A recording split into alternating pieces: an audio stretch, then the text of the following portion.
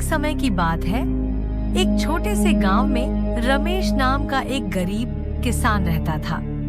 वह बहुत मेहनती और ईमानदार था, लेकिन उसकी किस्मत ने उसे कभी साथ नहीं दिया। उसकी जमीन बंजर थी और सालों से फसल भी ठीक से नहीं हो रही थी। दिन रात मेहनत करने के बाद भी उसके पास इतना नहीं था कि वह अपने परिवार का पेट भर सके। नमस्कार दोस्तों, हमारे YouTube चैनल ग्रोथ पल्स में आप सभी का दिल से स्वागत है। मेरा आपसे निवेदन है, कहानी के अंत तक हमारे साथ बने रहे और चैनल को सब्सक्राइब कीजिए, लाइक शेयर जरूर करें। तो चलिए शुरू करते हैं। एक दिन रमेश जंगल में लकड़ी काटने गया।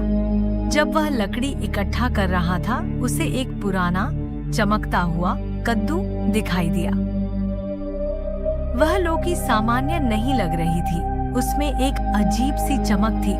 रमेश ने सोचा कि शायद इस लौकी से कुछ खास हो और उसे अपने साथ घर ले आया। घर पहुंचकर उसने अपनी पत्नी से कहा, देखो, मुझे यह अजीब लौकी मिली है। मैं सोच रहा हूँ इसे बेच दूं, शायद इससे कुछ पैसे मिल जाए। पत्नी ने सहमति में सिर हिलाया, लेकिन तभी कुछ अजीब हुआ।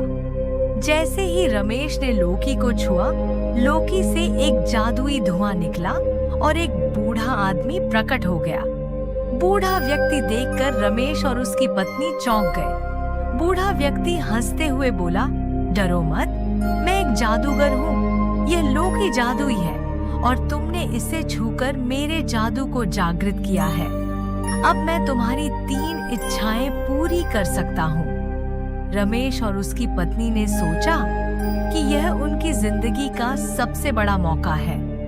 उन्होंने बहुत सोचने के बाद पहली इच्छा मांगी। हम चाहते हैं कि हमारी जमीन फिर से उपजाऊ हो जाए ताकि हम अच्छी फसल उगा सकें। जादूगर ने अपना हाथ घुमाया और कहा, तुम्हारी पहली इच्छा पूरी हुई।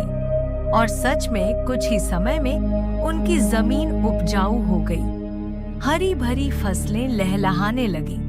दूसरी इच्छा के लिए रमेश की पत्नी ने कहा, हमारे पास घर बनाने के लिए पैसे नहीं है। हम चाहते हैं कि हमें एक बड़ा और सुंदर घर मिल जाए। जादूगर ने फिर से हाथ घुमाया और एक भव्य घर प्रकट हो गया। रमेश और उसकी पत्नी खुशी से उछल पड़े। अब बारी थी तीसरी और आखिरी इच्छा की। रमेश और उसकी पत्नी ने बहुत विचार किया।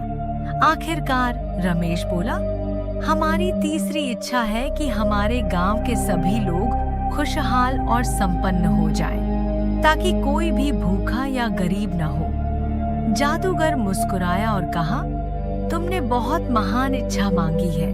ये लो, तुम्हारी तीसरी इच्छा भी पूरी हुई। और सच में गांव के सभी लोग खुशहाल और समृद्ध हो गए। कोई भी अब गरीब नहीं था और गांव में खुशियों की लहर दौड़ गई। जादूगर ने कहा, तुमने अपनी इच्छाओं को बहुत समझदारी से चुना है। अब मैं चलता हूँ। याद रखना, लालच कभी मत करना। जो तुम्हारे पास है उसी में संतुष्ट रहना। यह कहकर वह अदृश्य हो गया। रमेश और उसकी पत्नी ने उस दिन से कभी भी अधिक की इच्छा नहीं की। उन्होंने जो पाया उसी में संतोष किया और गांव के सभी लोगों के साथ मिलकर खुशहाल जीवन बिताने लगे। और इस प्रकार पूरे गांव में रमेश की कहानी प्रसिद्ध हो गई, जो यह सिखाती थी कि सही इच्छाएं और संतोष ही असली सुख है। सीख, लालच बुरी बला है। जो हमारे पास है उसमें संतुष्ट रहना चाहिए और दूसरों की भलाई के लिए सोचना चाहिए।